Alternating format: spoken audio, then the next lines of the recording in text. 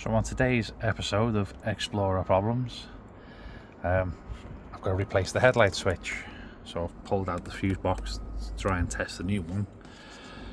It's one I've pulled off an old dashboard that I had stashed. So that's the new one. If you have a look at the old one, you can see it's pretty knackered. The inside's melted. Side there. So when the switch was switched on, all the lights would actually go off if you had the lights on. There was like a short circuit in it, so none of the lights would work properly. You have to sort of bodge it to make it work, which isn't good. So new switch. So I've pulled the plug out, and as I've pulled the plug out, I've broke all the tabs off behind this. So now I've got to take all the dashboard apart to fix what I broke and then replace the switch. So here we go. So first we have to pull the center console out the way. There's two screws under here. Take them off, and you can just move it out the way.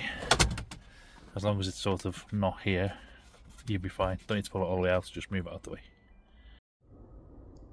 Then you need to undo the hood latch pull thing, and then this whole plastic panel needs to come off as well.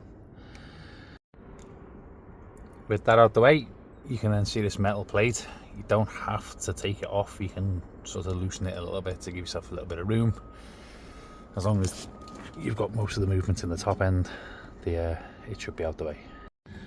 So now that panel bent down a little bit, you can see one screw, and then the other one there, and then you've got three up the top, which I've already taken out, and then this whole fascia panel will come off. So as you can see, I've had to super glue these things back on to hold the light switch in place. That needs repairing as well. It's like nearly 30-year-old plastic, it's quite brittle. So just waiting for that to dry. But that's what a right-hand drive dashboard looks like with no bits in it. Look, not much different to the US stuff, just slightly mirrored.